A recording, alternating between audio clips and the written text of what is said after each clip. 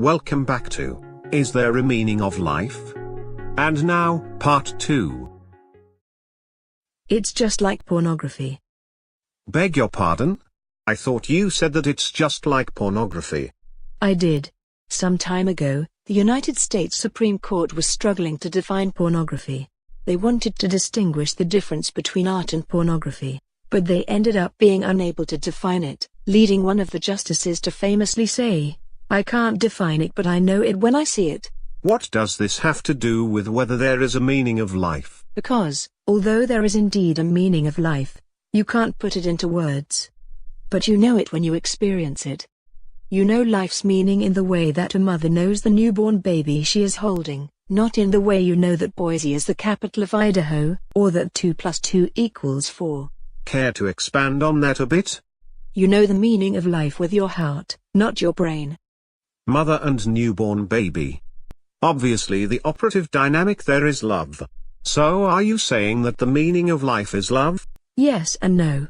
It's so trite to say that the meaning of life is love, but one who experiences undiluted, selfless love, simultaneously knows the meaning of life. Also, there are other ways to experience the meaning of life besides loving someone close to you. Like when one is awestruck by a beautiful sunset, or when an artist completely loses herself while creating an object of great beauty, or when someone runs into a burning building, without thinking and without fear, to save a child whom he has never met. One can experience the meaning of life in all these ways, and in other ways as well. What these experiences have in common is they are all moments where there is an utter loss of self, a sense of transcendence, accompanied by a sense of unity, and an implicit, complete understanding of meaning. It is ineffable, and when you experience it, you know that it is both true and transcendent. But unfortunately, like I say, you cannot reduce it to words. It's like the old saying, those who know do not speak. Those who speak do not know.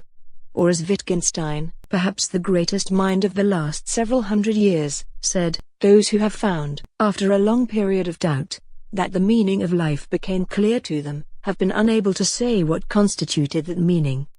Thus, meaning is experienced in moments, by the heart.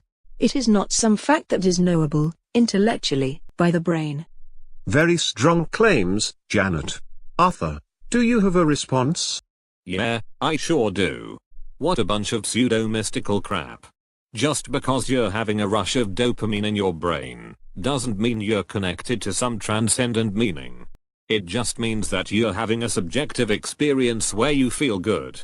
Obviously you have never experienced it, or you wouldn't say that. Of course I've experienced it.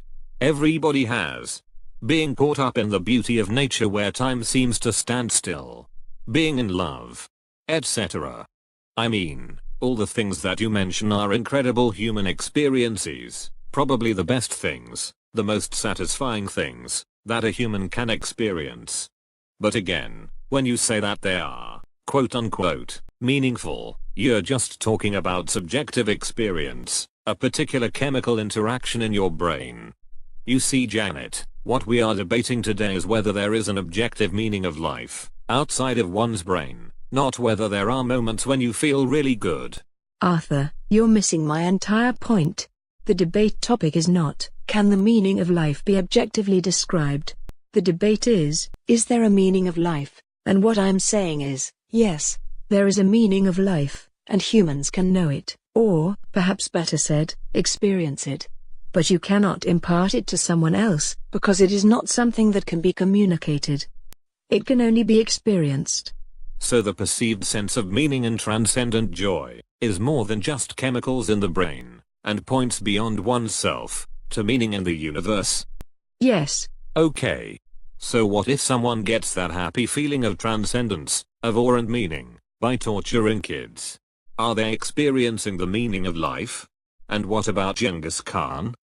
He said that the greatest pleasure in life is to kill your enemies, and turn their wives and daughters into sex slaves. That's the experience that made him feel completely fulfilled and happy. So, did Genghis Khan, in his ecstatic moments of killing and raping, experience the meaning of life? No, that's ridiculous. What you are describing is an ecstasy of selfishness, of absolute separation. It's the opposite of unity, of perceiving oneness with others and with everything. It is thus a counterfeit sense of meaning. It is the antithesis of meaning. Sounds to me as if you're making it up as you go along. And to me, it sounds like you have never experienced true meaning, because if you had, you wouldn't be saying the things you are saying, and wouldn't be confused by what is confusing you. Arthur, Janet, I think you have both made your positions clear, and that we are reaching the point of diminishing returns. So let's end it there. Is there a meaning of life, outside the human brain? It is up to the viewer to decide whether Arthur or Janet had the stronger argument. And that does it for today's edition of What is True? We'd love it if you became a subscriber. More editions are coming. In the meantime, keep an open mind and an open heart, and follow the evidence where it leads you.